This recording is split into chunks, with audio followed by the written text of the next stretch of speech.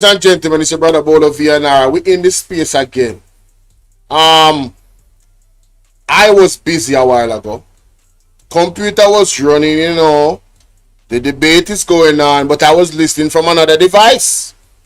And some very interesting points was brought up by the Honorable Mark Jefferson Golding in regards to the tax exemptions and some agreements. WHO, I think it's WHO, not WHO, but some agreements that has been upended by the recent moves by Donald Trump and the United States government, right? And ladies and gentlemen, I want us to really listen carefully, right, to the questions. Get the dictionary, try to really grasp what is being asked by Mr. Mark Jefferson Golding, because remember, he's a lawyer by profession, so he understands the legalities of contracts, especially contracts between countries. And listen, just listen. That's all I have to say. Just listen, because what I am hearing, we are in some serious hot water, and food security should be the number one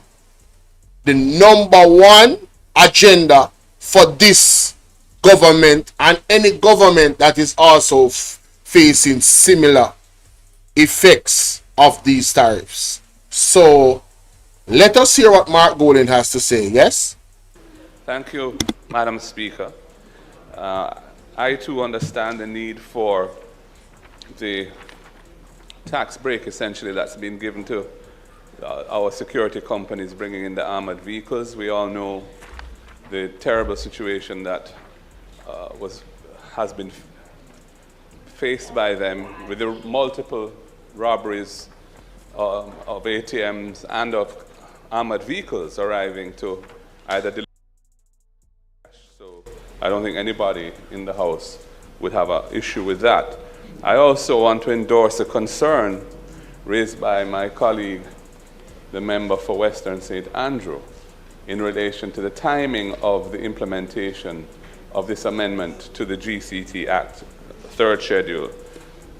As has been said, we are now in an era where measures including tariffs, but also not limited to tariffs, all sorts of measures affecting trade are being touted, being pushed, being considered, and it's a very unsettled environment because we don't know where it's all going to end.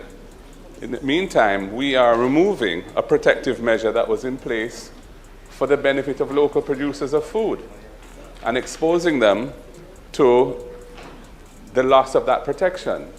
Yes, there may be other import duties and charges that the importers of these items will have to pay.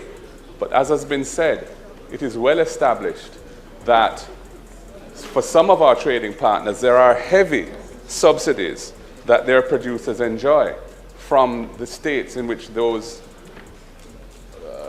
countries, those producers are producing those food items. So it's not a level playing field in terms of the cost structures that the various competing players have to contend with. And the removal of this at this time seems to me to be premature. And Ball out! We need help, Jesus! That the various competing players have to contend with. And the removal of this at this time seems to me to be premature.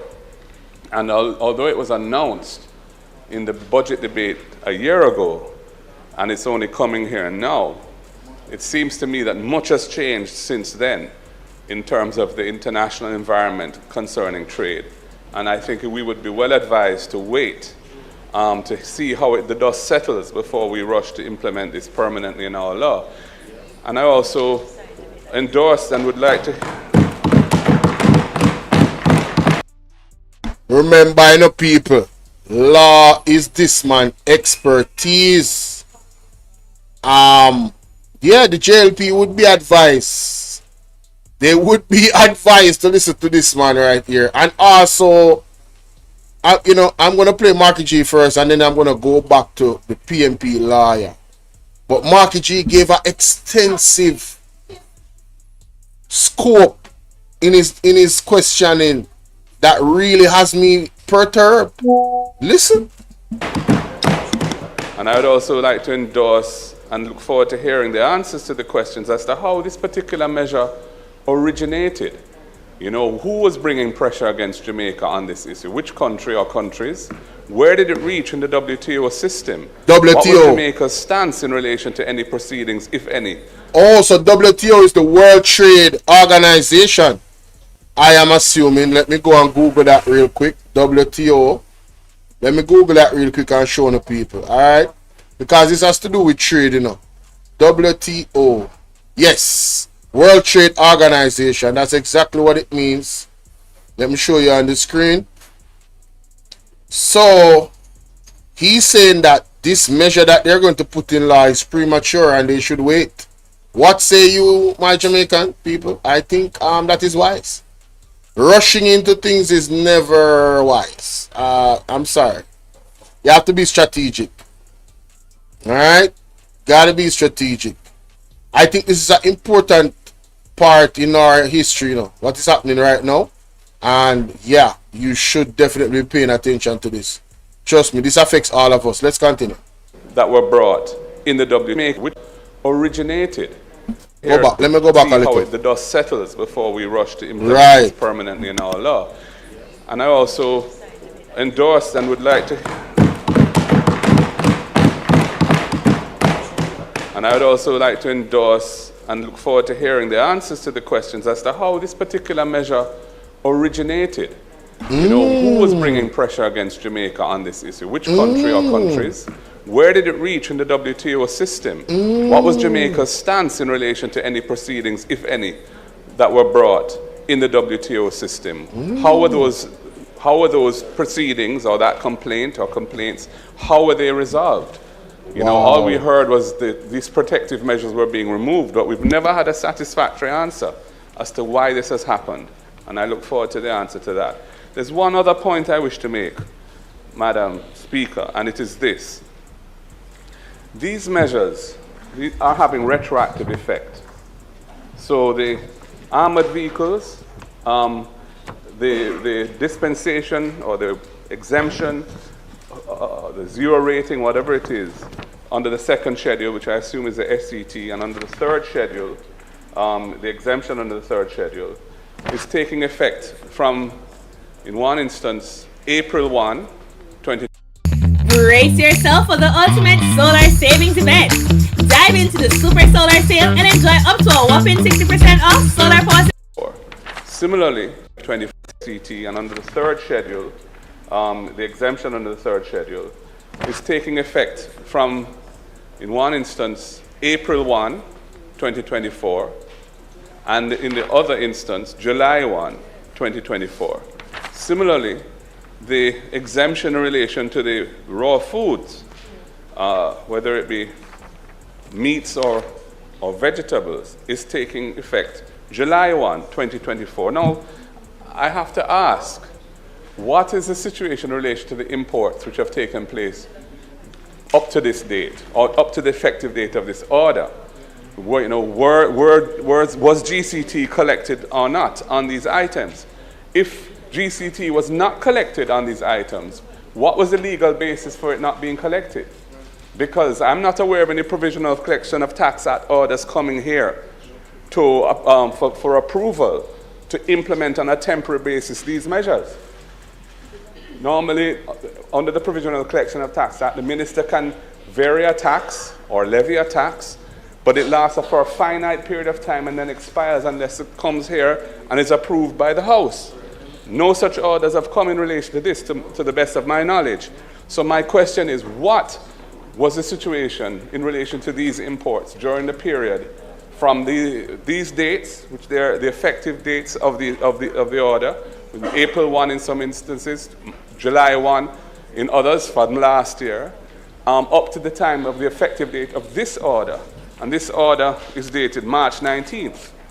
And I believe it takes effect on that date, subject to being approved here affirmatively. So I want to know, was GCT collected on these imports in the intervening period? If the answer is yes, what was the, or if the answer is no, it was not collected, then what was the legal grounds or basis upon which it was not collected by customs at the wharf? And if it was collected, with this measure now taking effect retroactively, what is going to happen to the revenue that was collected? Are we now exposed to having to refund these people for the GCT that was paid on these imports? Mighty interesting. To be answered in relation to this, Madam Speaker, and I look forward to hearing the responses, or perhaps we should suspend the debate of this measure to give some time to the Minister to look into these very important issues. I thank you, Madam Speaker. Mighty God. People, we have to play that back a couple times, make it so keen, you know, because tax collected, where's the legislation? Was the tax refunded? A whole heap of serious question Mark Bolin just asked a while ago, you know. And I would think, ladies, and I am glad that they suspended this. And I think we really need to get to the bottom of this one. Yeah, because, yeah, the laws just being passed and not. This is why I need people that is competent in government, you know. You understand what I'm saying? That is really looking out for the people. Big up Marky G and big up the whole PMP team. Saying, wow. Wow, wow, wow, wow, wow. People go and store enough food, because this look like a serious food crisis. Store water. Yeah. Food security is now a national is a national issue right now. I can confidently say that based off what Trump is doing and how other countries are affected. Remember, it's trading us, so you have different countries that we interact with. So if we are importing these things and they're taking out the taxes off it, would that be a double jeopardy loss for us, the people of Jamaica? Interesting. I'm just asking. You know, I am nobody. I don't know nothing. But just, you know, deducing certain things that was asked that make me think about those things. So let me know what you guys think in the comment section, man. And remember, hey y'all, please remember to hit the like button. I know y'all coming sometimes and y'all forget, but the main thing, man, y'all gotta hit the like button, man, and share the live stream. Come on now, stop playing. Support. The like button is free, heard?